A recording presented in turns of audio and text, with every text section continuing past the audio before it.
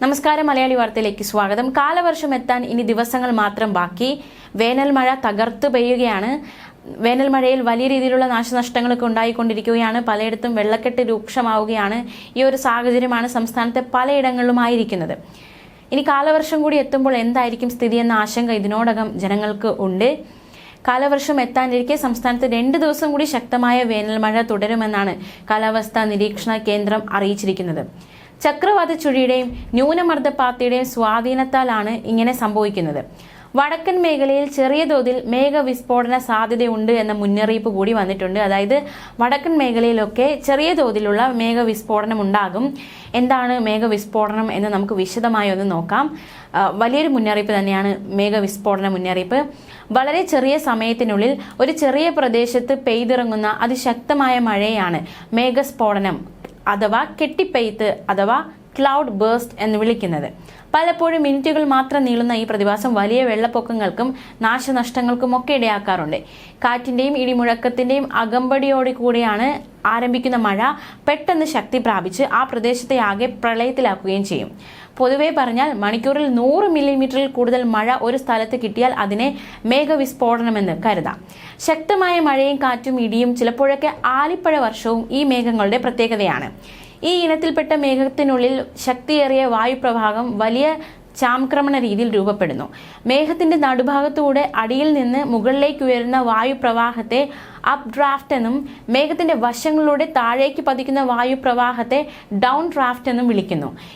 ഈ മേഘങ്ങളുടെ താഴെത്തട്ടിൽ ജലകണകങ്ങളും മുകളറ്റത്ത് ഐസ് ക്രിസ്റ്റലുകളുമാണ് ഉണ്ടാവുക. മേഘസ്ഫോടനത്തിന് കാരണമായേക്കാവുന്ന കുമുലോനിംബസ് മേഘങ്ങൾ സാധാരണ കുമുലോനിംബസ് മേഘങ്ങളെ അപേക്ഷിച്ച് കുറെ കൂടെ ശക്തമായ അപ്ഡ്രാഫ്റ്റ് ഉള്ളവയായിരിക്കും.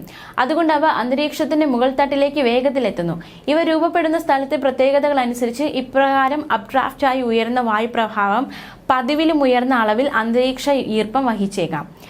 ഭൗമാന്തരീക്ഷത്തിന്റെ 10 കിലോമീറ്ററിന് മുകളിലുള്ള ഭാഗത്തെ താപനില -40 മുതൽ -60 വരെ ഡിഗ്രി സെൽഷ്യസ് ആണ്. മേഘത്തിനുള്ളിൽ കൂടെ ഉയർന്ന് ഈ കൊടും തണുപ്പിലേക്ക് വളരെ വേഗത്തിൽ എത്തിച്ചേരുന്ന ഈർപ്പം നിറഞ്ഞ കാറ്റ് വഹിച്ചിരിക്കുന്ന ജലാംശം മുഴുവൻ ഉറഞ്ഞുകൂടി വലിയ മഞ്ഞ് കണങ്ങളായി മാറുന്നു.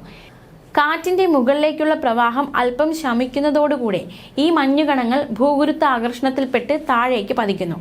താഴേക്ക് പതിച്ചുകൊണ്ടിരിക്കുന്ന വലിയ മഞ്ഞുകണങ്ങൾ കൂടുതൽ ചെറിയ കണങ്ങളുമായി ഒത്തുചേർന്ന് അവയുടെ വലിപ്പം വർദ്ധിക്കുന്നു. ഭൗമോപരിതലത്തിനടുത്ത് എത്തുമ്പോൾ അന്തരീക്ഷ താപനിലയിൽ ഉണ്ടാകുന്ന ഉയർച്ച മൂലം ഈ മഞ്ഞുകണങ്ങൾ ഉരുകി ജലത്തുള്ളികളായി ഭൂമിയിലേക്ക് പതിക്കുന്നു. ഇതാണ് മഴ. ഈ പ്രക്രിയ സാധാരണയിലും കവിഞ്ഞ അളവിലെത്തുമ്പോഴാണ് വലിയ അളവിലുള്ള മഴ അഥവാ മേഘവിസ്ഫോടനം ഉണ്ടാകുന്നത്. കാലാവസ്ഥാ നിരീക്ഷകരുടെ അഭിപ്രായ പ്രകാരം മണിക്കൂറിൽ 100 മില്ലിമീറ്ററോളം മഴ ഒരു സ്ഥലത്ത് കിട്ടിയാൽ അതിനെ മേഘസ്ഫോടനമായി കണക്കാക്കാം. മേഘസ്ഫോടനത്തിന് കാരണമായി തീരുന്ന മേഘം അന്തരീക്ഷത്തിൽ 15 കിലോമീറ്റർ വരെ ഉയരത്തിൽ രൂപപ്പെടാവുന്നതാണ്. മേഘസ്ഫോടനത്തിനിടയിൽ 20 മില്ലിമീറ്ററിലധികം മഴ വളരെ കുറഞ്ഞ സമയത്തിൽ പെയ്യാറുണ്ട്. മലവെള്ളപ്പാച്ചിലിനും മുന്നറിയിപ്പില്ലാതെ ഉണ്ടാകുന്ന വെള്ളപ്പൊക്കങ്ങൾക്കും മറ്റനേകം നാശനഷ്ടങ്ങൾക്കും മേഘസ്ഫോടനം കാരണമായി തീരാം. അതേസമയം ശനിയാഴ്ചയ്ക്ക് ശേഷം വേനൽ മഴയുടെ ശക്തി പൊതുവെ കുറയും. എന്നാൽ മധ്യവടക്കൻ ജില്ലകളിൽ മഴ കാര്യമായി കുറയില്ല. കാലവർഷം 31-ന് എത്തുമെന്നാണ് പ്രവചനമെങ്കിലും അതിലും നേരത്തെ എത്താനാണ് സാധ്യത. കേരള തീരത്തിന്റെ തെക്ക് 500 കിലോമീറ്റർ അകലെ കാലവർഷം രൂപപ്പെട്ടിട്ടുണ്ട്. ന്യൂസ് ഡെസ്ക്, മലയാളി വാർത്ത.